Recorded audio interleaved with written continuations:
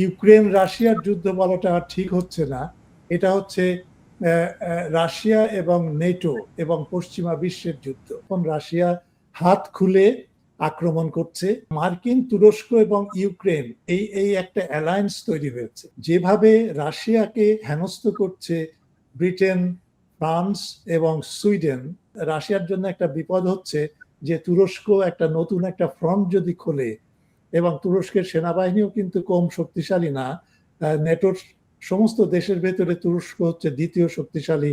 নেটোর সমর্থনে ইউক্রেন কিন্তু রাশিয়াকে নানাভাবে আক্রমণ করেছে, এবং সেই আক্রমণগুলো হচ্ছে সিভিলিয়ান।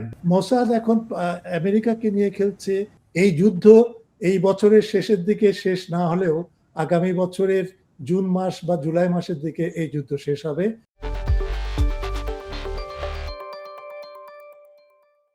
চর্চা ডিকোডে স্বাগত।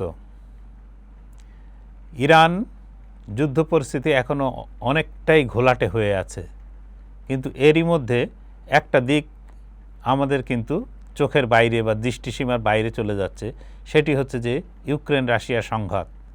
এই ইউক্রেন রাশিয়া সংঘাত এখন নতুন দিকে মোড় নিচ্ছে। এই বিষয়ে আমরা কথা বলবো। আমাদের সঙ্গে যুক্ত হচ্ছেন ওয়েস্টার্ন সিডনি ইউনিভার্সিটির অধ্যাপক বদরুল আলম খান। অধ্যাপক খান, আপনাকে স্বাগত। আপনাকে অনেক ধন্যবাদ। এই যে মানে একটা ইউক্রেন রাশিয়ার সংঘাতের মতো একটা বড় ঘটনা আস্তে আস্তে আমাদের দৃষ্টি সীমা থেকে বাইরে চলে যাচ্ছে, এটাও এক ধরনের মানে অনেকটা প্রায় 4.5 বছরে অনেকটা সহনশীল হয়ে উঠেছে বলে মনে হচ্ছে। হ্যাঁ, এই যুদ্ধ কি নতুন কি টার্ন নিচ্ছে, নতুন ধরনের যে বাঁক নিচ্ছে, এই বাঁক নেওয়ার ইয়েটা কি দেখছেন আপনি?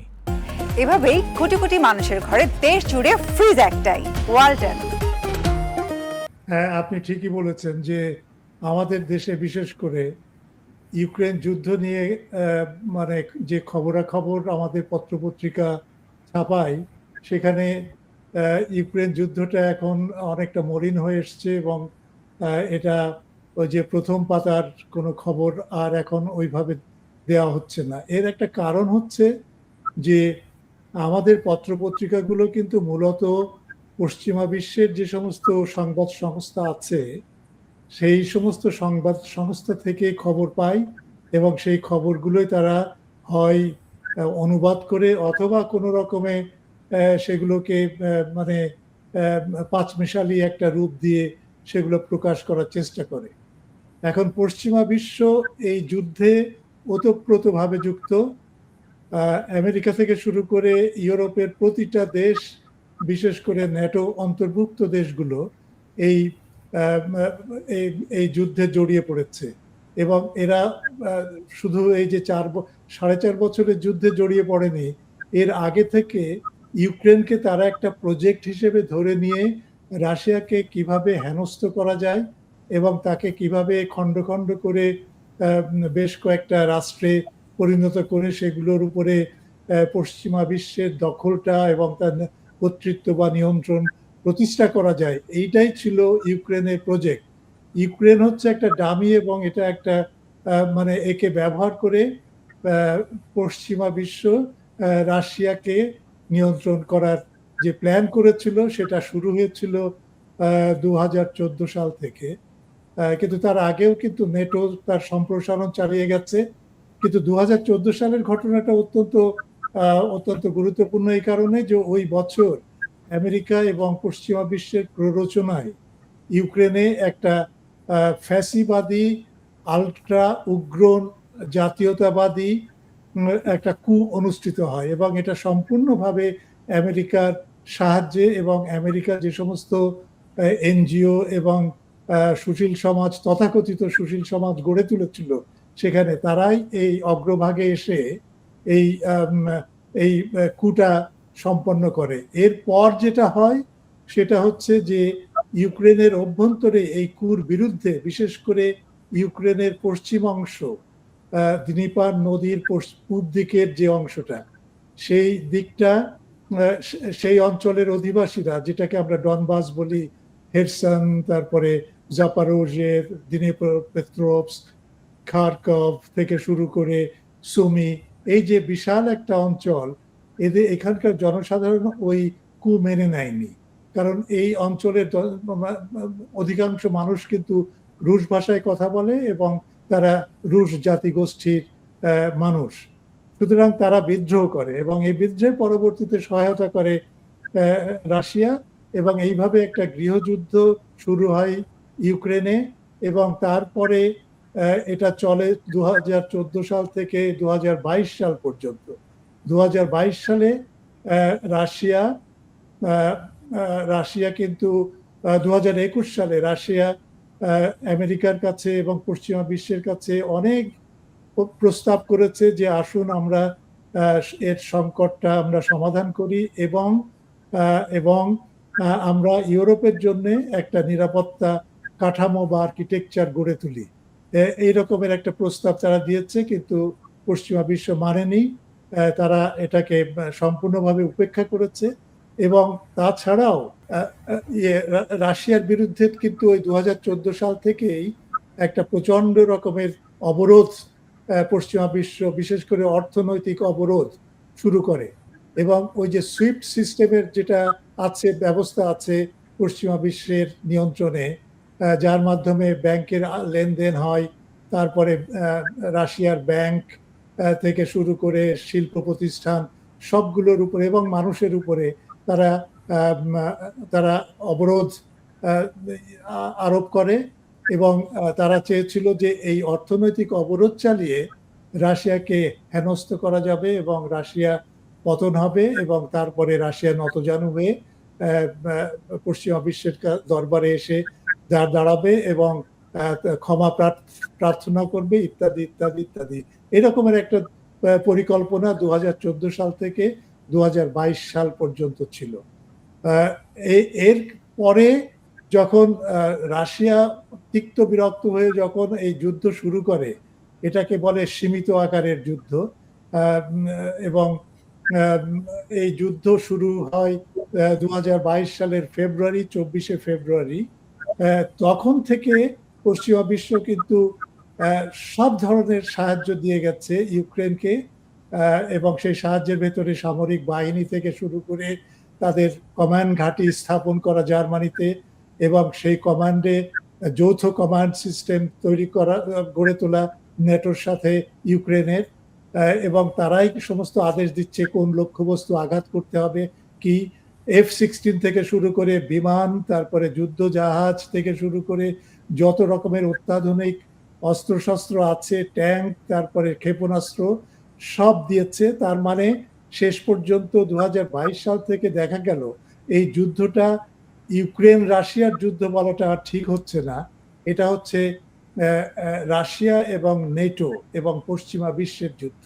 এবং সেইভাবেই কিন্তু এই যুদ্ধ এই 4.5 বছর চলে এসছে।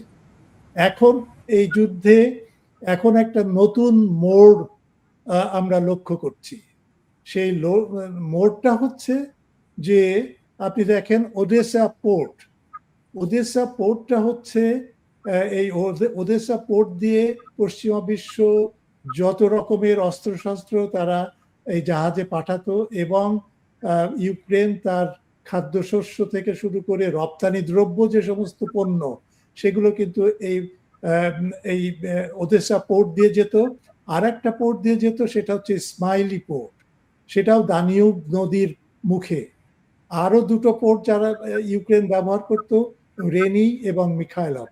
এখন এই প্রায় 2 সপ্তাহ কি 3 সপ্তাহ, মানে 22শে জুলাই থেকে রাশিয়া এই পোর্টগুলোর উপরে প্রচন্ড হামলা শুরু করে, এবং সেই হামলার কারণে ওডেসা পোর্ট এবং বাকি পোর্টগুলো সমস্ত রপ্তানি পণ্য রপ্তানির ক্ষেত্রে সব সম্পূর্ণ বন্ধ আছে এখন।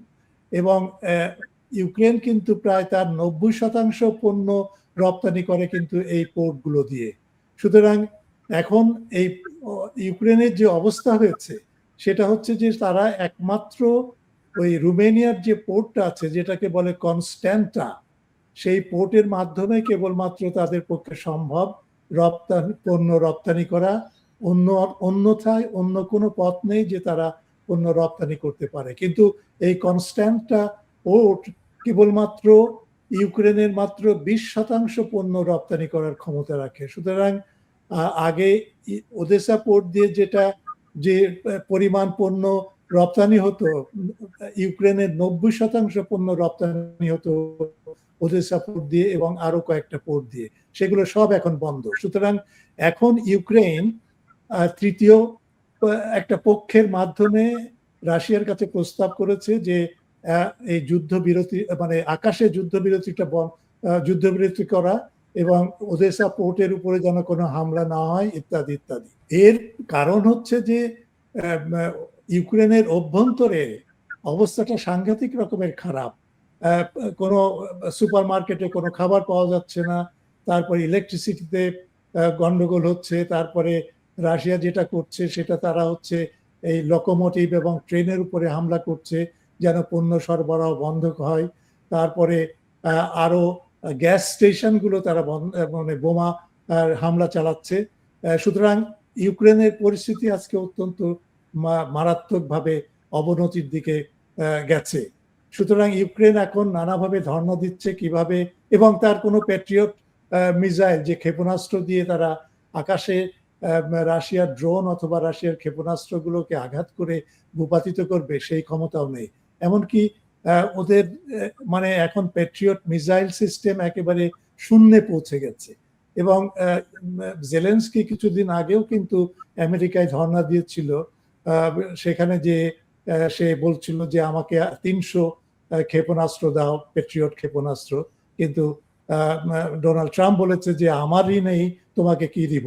সুতরাং এইরকম একটা অবস্থা হয়ে আছে সার্বিকভাবে ইউক্রেনে। অন্যদিক থেকে আমরা যদি ফ্রন্টে দেখি যেখানে যুদ্ধ হচ্ছে, সেখানে কয়েকটা ফ্রন্ট আছে। একটা হচ্ছে খেরসন, একটা হচ্ছে জাপারোজিয়া, একটা হচ্ছে দানিয়েস্ক, এবং এই দানিয়েস্ক অঞ্চলে দুটো অত্যন্ত গুরুত্বপূর্ণ শহর, স্লাভিয়ানস্ক এবং ক্রামাতোর্স্ক, সেখানে প্রচন্ড যুদ্ধ হচ্ছে, খারকভ এবং সুমি।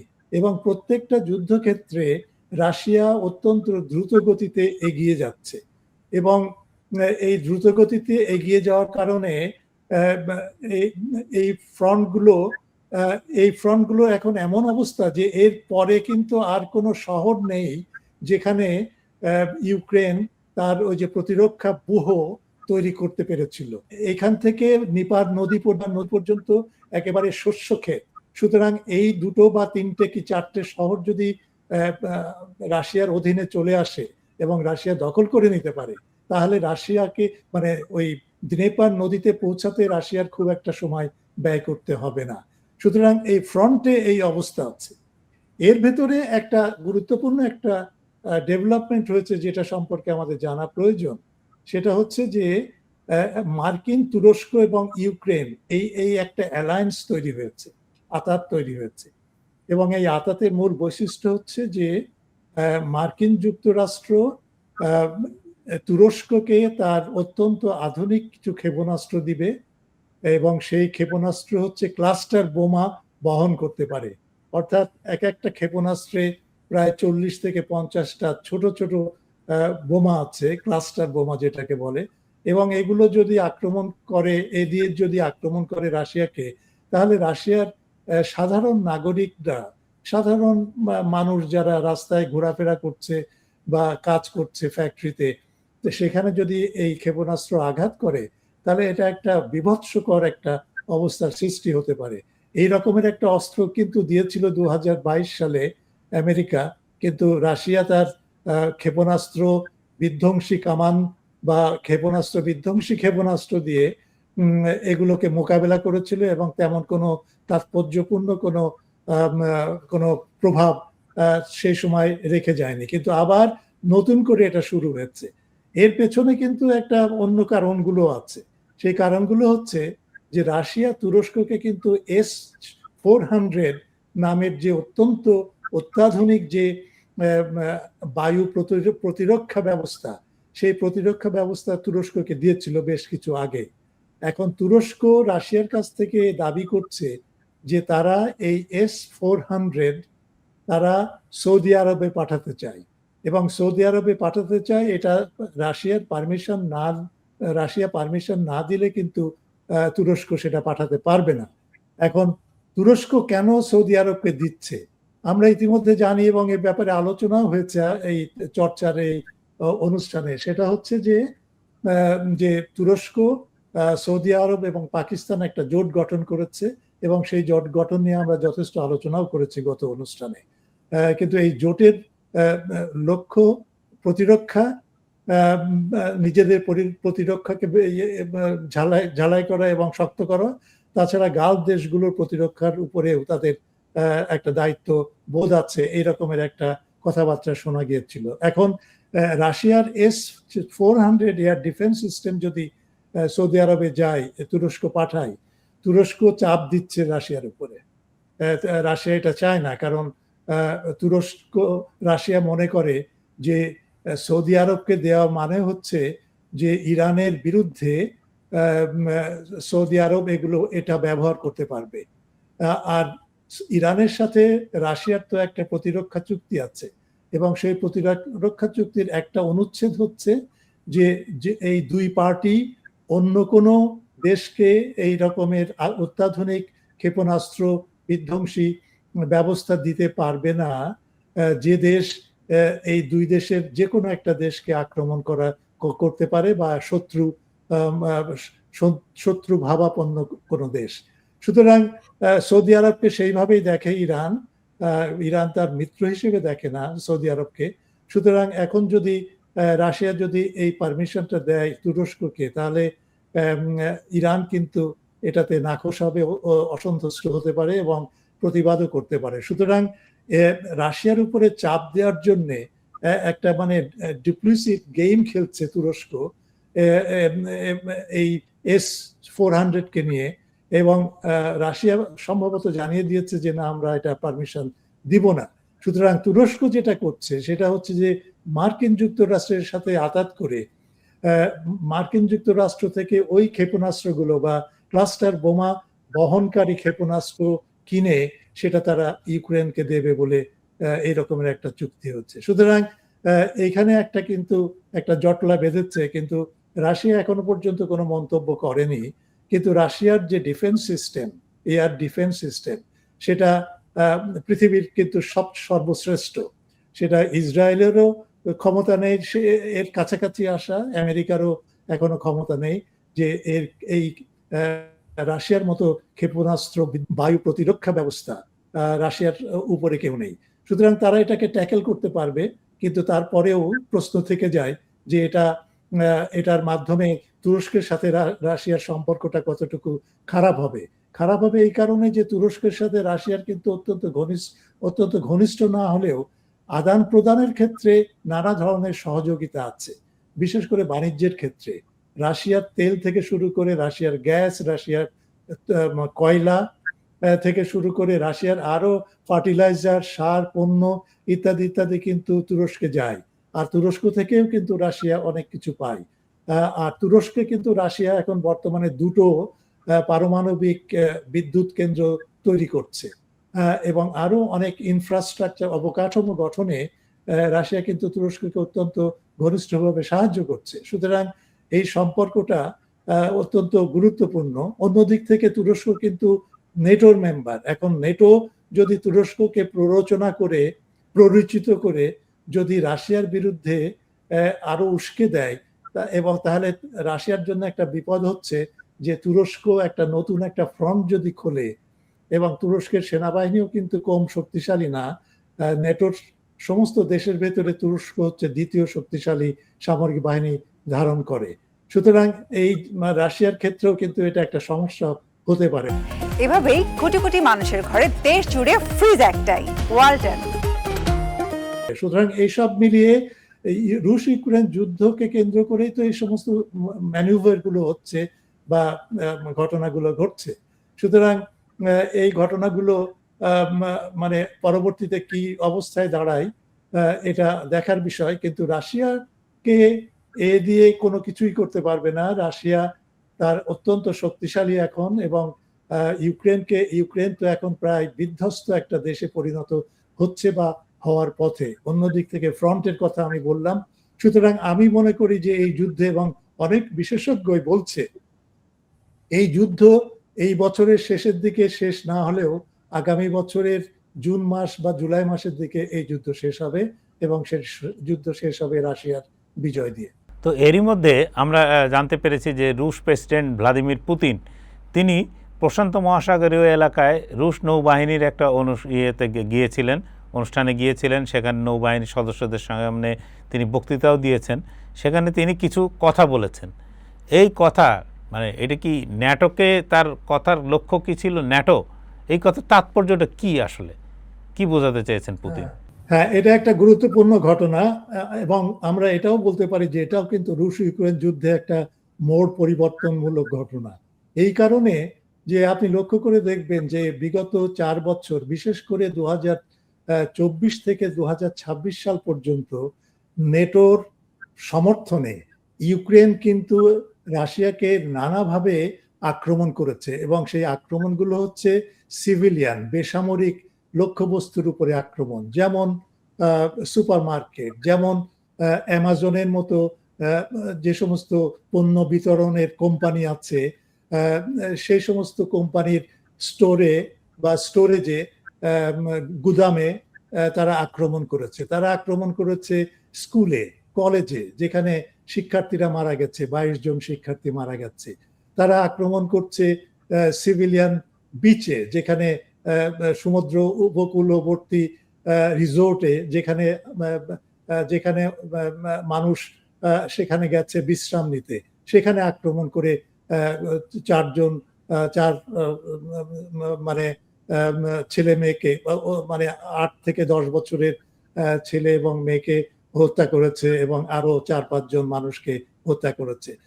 তারপরে তারা নভোরসিস্ক যে পোর্ট আছে, সেখানে রাশিয়ার গুদাম মানে গম বহনকারী যে সমস্ত জাহাজ যাচ্ছে সেগুলোকে তারা আক্রমণ করেছে এবং আরো অন্যান্য জায়গায় বিদ্যুৎ কেন্দ্রে, বিদ্যুৎ উৎপাদন কেন্দ্রে, তেল শোধনাগারে, এই সমস্ত জায়গায় হামলা চালিয়েছে। এবং রাশিয়ার মানুষের একটা বড় প্রতিবাদ মানে সমালোচনা পুতিনের, যে পুতিন এই সমস্ত ব্যাপারে নির্লিপ্ত থেকে গেছে এবং এই পশ্চিমা বিশ্ব, বিশেষ করে নেটো এবং আমেরিকা, তাদের স্টারলিংক দিয়ে যেভাবে লক্ষ্যবস্তুগুলোকে একেবারে পুঙ্খানুপুঙ্খভাবে নির্দিষ্ট করার সুযোগ করে দিয়েছে ইউক্রেনকে, এবং তাদের ইউক্রেনকে ক্ষেপণাস্ত্র দিয়ে, সব রকমের সাহায্য দিয়ে রাশিয়াকে অপদস্থ করার জন্য এবং রাশিয়াকে পরাজিত করার জন্য যত রকমের পন্থা আছে সবগুলোই তারা নিয়েছে, কিন্তু রাশিয়ার পক্ষ থেকে তেমন শক্ত কোনো প্রতিবাদ আসেনি। এই কিছুদিন আগে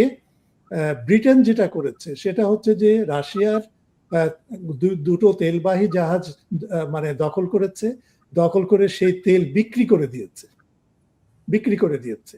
এটা হচ্ছে এই পাইরেসি হিসেবে ভ্লাদিমির পুতিন বর্ণনা করেছে।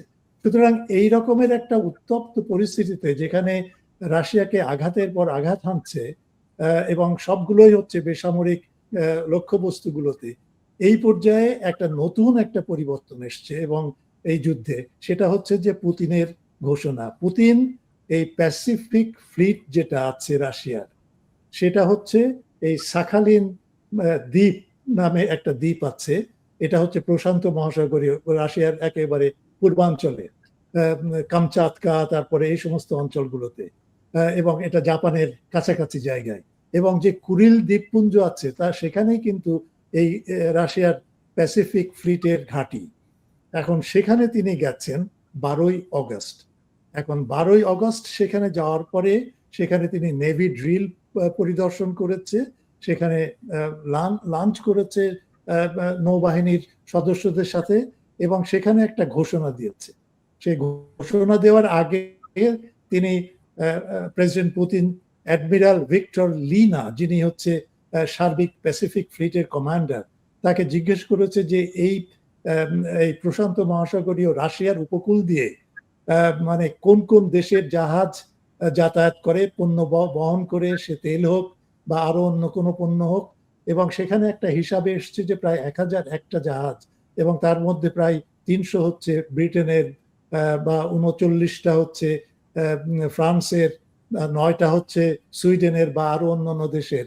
এই সমস্ত জাহাজগুলো রাশিয়ার জলসীমার ভেতর দিয়ে ক্রস করে তারা পণ্য রপ্তানি করে জাপানে বা অন্যান্য জায়গায়।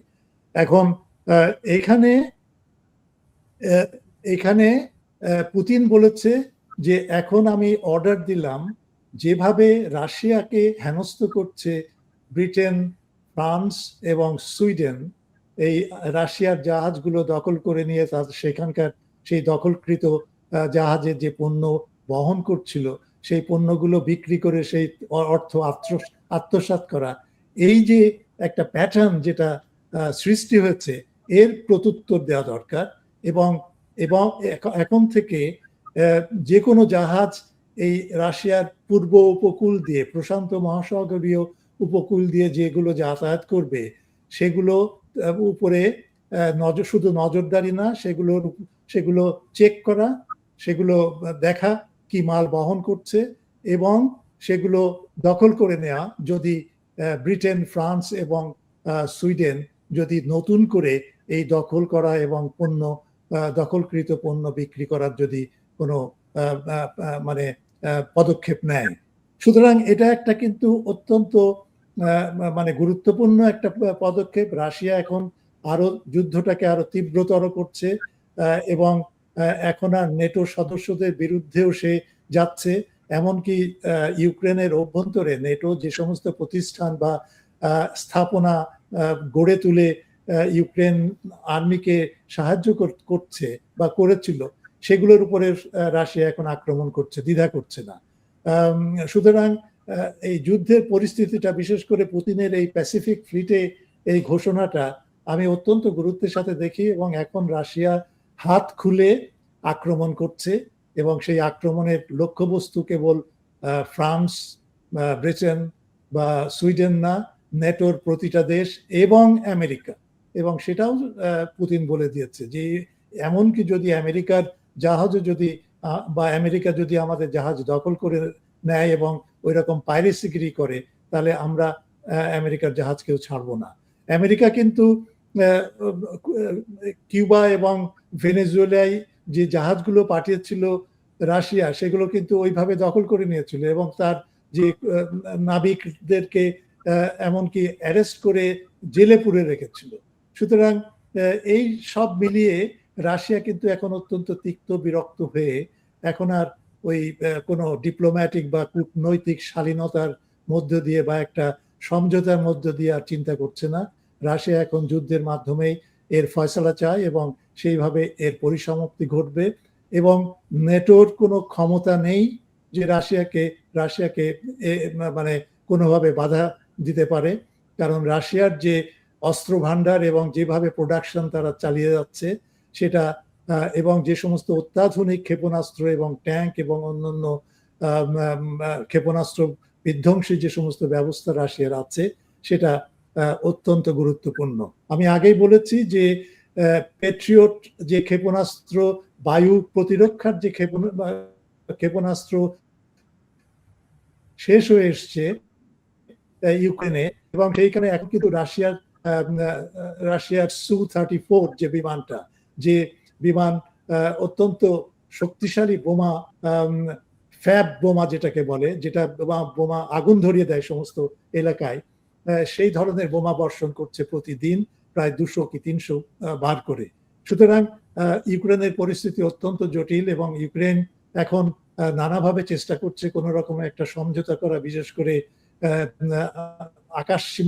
আকাশে যুদ্ধটা যেন বন্ধ করে রাশিয়া, এবং সেই কারণে সে নানাভাবে কূটনৈতিক তৎপরতা চালাচ্ছে। তার সাথে ডাইরেক্টলি প্রত্যক্ষভাবে রাশিয়ার কোনো যোগাযোগ নেই, কিন্তু তৃতীয় পক্ষের মাধ্যমে সেটা চেষ্টা করছে। এবং এমনকি এই পুতিনের এই প্যাসিফিক ফ্লিট ঘোষণার পরপরই কিন্তু ব্রিটেন রাশিয়ার সাথে যোগাযোগ করার চেষ্টা করছে। ব্রিটেন বলছে যে আমরা আলোচনা করতে চাই।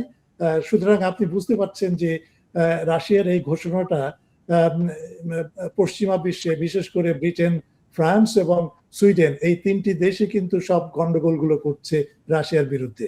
সুতরাং এই তিনটা দেশ কিন্তু অত্যন্ত উদ্বিগ্ন হয়ে পড়েছে এবং সেখানে এক ধরনের প্যানিক সৃষ্টি হয়েছে। এবং তার প্রমাণই হচ্ছে যে ব্রিটেন এখন রাশিয়ার সাথে আলাপ করতে চায়, এবং রাশিয়ার প্রতিরক্ষা মন্ত্রী যিনি এবং এখন যে যুদ্ধ চালাচ্ছে তাদের সাথে আলাপ করতে চায়, এবং সেই রকমের একটা আলোচনা করার জন্য ব্রিটেন অনুরোধ করেছে, কিন্তু রাশিয়া এখন পর্যন্ত প্রত্যাখ্যান করেছে বা কোনো গুরুত্ব না দিয়েই তারা এটাকে পাশ কাটিয়ে গেছে। সুতরাং এইরকম একটা পরিস্থিতির ভেতরে আমরা আছি। তো আমরা যদি এখন একটু মানে রাশিয়া ইউক্রেন ছেড়ে তুরস্কতেই একটু যাই, যে তুরস্কে যে ন্যাটোর সম্মেলনটা হলো এবং সেখানে মার্কিন প্রেসিডেন্টকে যেভাবে ভয় দেখানো হলো, বলা হচ্ছে যে তাকে ভয় দেখানো হয়েছে এবং তিনি যেভাবে তুরস্ক ত্যাগ করেছেন এটা একটা নজিরবিহীন। এখন বলা মানে বিভিন্ন সংবাদ মাধ্যমে বলা হচ্ছে যেতে এটা মানে ইসরায়েলের পক্ষ থেকেই এই বার্তা দেওয়া হয়েছিল, মার্কিন গোয়েন্দাদের কাছে এই ধরনের কোনো বার্তা ছিল না যে ট্রাম্পের উপর হামলা হতে পারে বা ইরান আমেরিকার বিমান বাহিনীর যে বহনকারী ট্রাম্পকে বহনকারী বিমানের উপর বা বিমান বহরের উপর হামলা চালাতে পারে এমন কোনো প্রমাণ অন্যদের হাতে ছিল না, যেটা গেছে শুধুমাত্র ইসরায়েলের কাছ থেকে। তো এই বিষয়টা যদি একটু ইয়ে করেন যে ন্যাটো একটা সম্মেলনে সেখান থেকে কীভাবে ট্রাম্প দ্রুত মানে যুক্তরাজ্যে পালিয়ে গিয়ে ওইখান থেকে আবার তিনি দেশে চলে গেলেন। এটা একটা মানে মানে একটা অদ্ভুত ব্যাপার ঘটলো আর কি। এবং যে এটার গুরুত্ব এই কারণে যে এটা মার্কিন ইরান যুদ্ধের সাথে যুক্ত বলে। যেটা ঘটলো সেটা হচ্ছে যে নেটোর একটা সামিট বা শীর্ষ স্থানীয় যে মিটিংটা প্রতি বছরই যেটা হয় সেটা তুরস্কে হলো, এবং তুরস্কের আঙ্কারা, তার রাজধানী আঙ্কারা শহরে। এবং এই মিটিংটা হলো 7 থেকে 8ই জুলাই। 8ই জুলাই মিটিংয়ের পরে 9 বা কি 10 তারিখে ডোনাল্ড ট্রাম্প ফিরে আসবেন আমেরিকায়। এখন ফিরে আসার ঠিক আগ মুহূর্তে যখন তিনি প্লেনে উঠবেন তার কয়েক ঘন্টা আগে একটা সিক্রেট সার্ভিসের একটা রিপোর্ট আসলো যে তুরস্কে ইরানের একটা সেল আছে, এবং সেই সেল আর্মপ্যাড ব্যবহার করে এয়ারফোর্স 1 যেটাতে ডোনাল্ড ট্রাম্প ভ্রমণ করেন সেই এয়ারফোর্স 1-এ আঘাত করবে, আক্রমণ করবে এবং ডোনাল্ড ট্রাম্পকে হত্যা করবে, এরকমের একটা রিপোর্ট আসলো। এবং এই রিপোর্টের পরপরই যেটা ঘটলো সেটা হচ্ছে যে ডোনাল্ড ট্রাম্পকে তার এয়ারফোর্স 1 যেটা কাতার তাকে দিয়েছিল, উপহার দিয়েছিল, সেখানে তিনি উঠলেন। উঠে মানে তারপরে হলো কি তিনি আবার নেমে আসলেন। নেমে এসে ওই প্লেনের নিচে দিয়ে যে পাশে যে ওই খাদ্যবাহী একটা যে ট্রাক ছিল সেই ট্রাকে তাকে ঢোকানো হলো। এখন সেই ট্রাকটা ছিল কিন্তু প্লেনের পশ্চিম দিকে।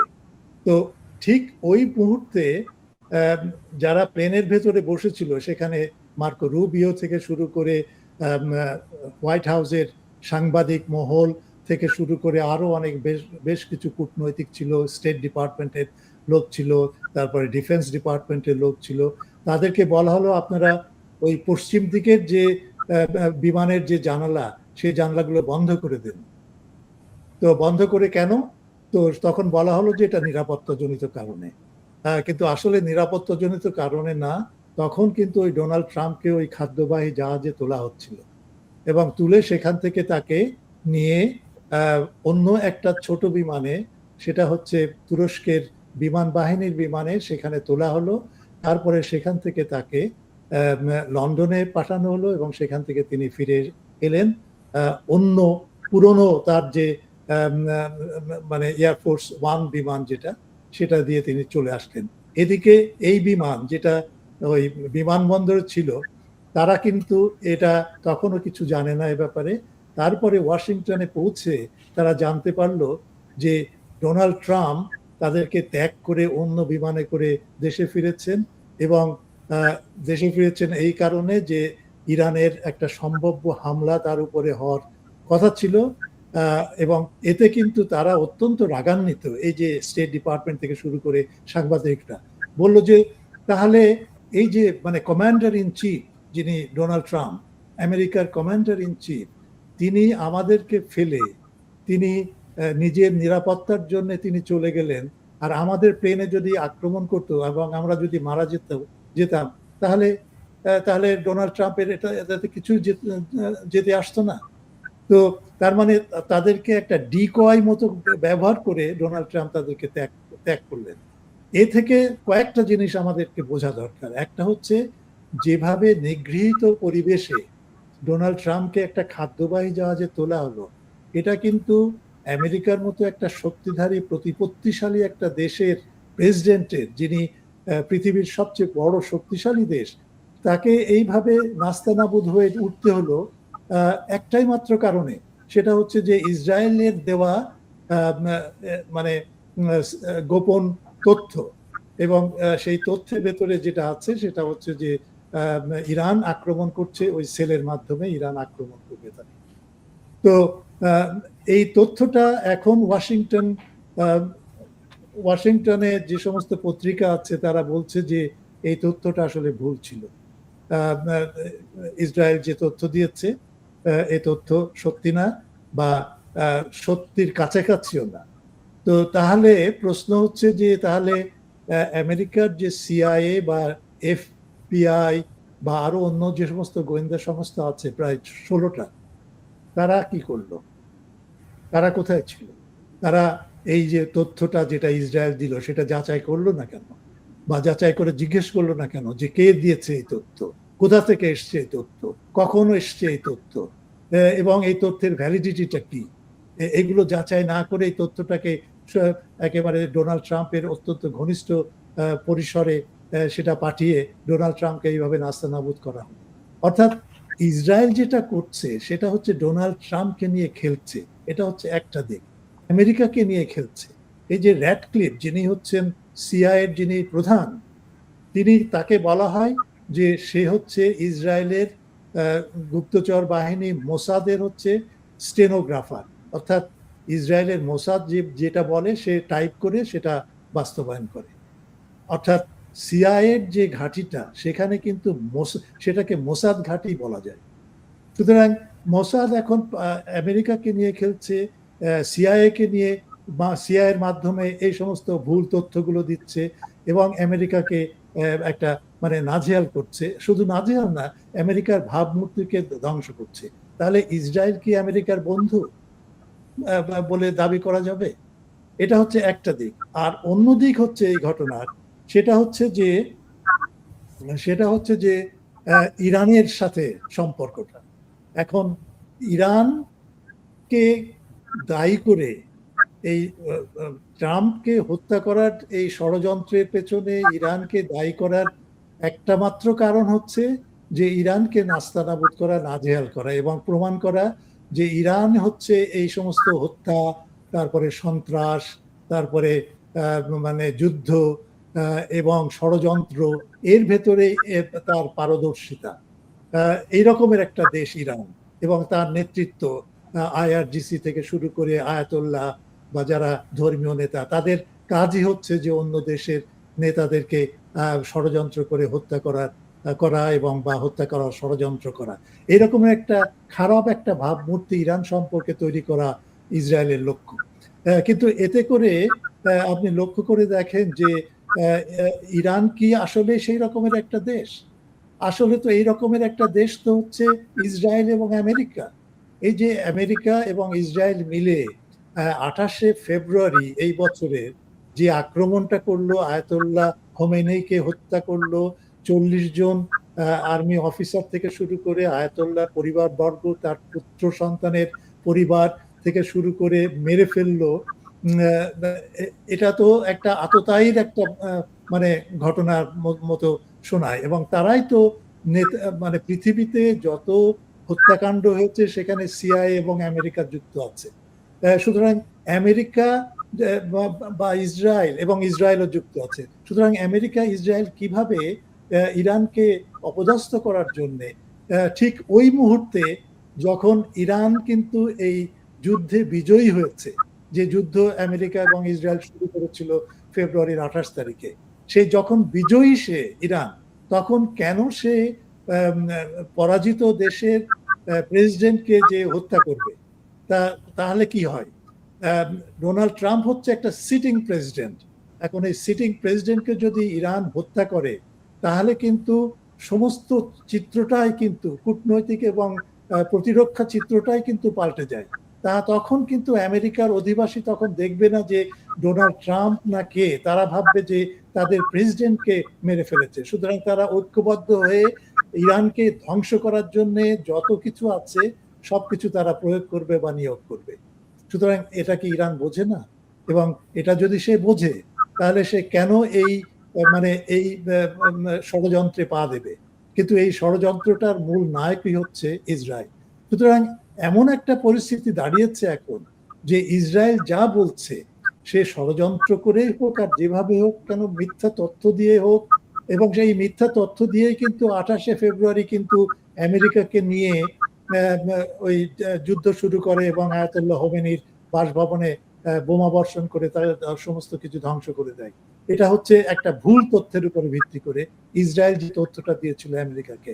সুতরাং আমেরিকা প্রতিবারই কিন্তু এই ইসরায়েলের ফাঁদে পা দিচ্ছে এবং আমেরিকার ভাবমূর্তি নষ্ট হচ্ছে, আমেরিকা নিজে পরাজিত বরণ করছে, তার যে সমস্ত সামর্থ্য ছিল সেগুলো নষ্ট হচ্ছে।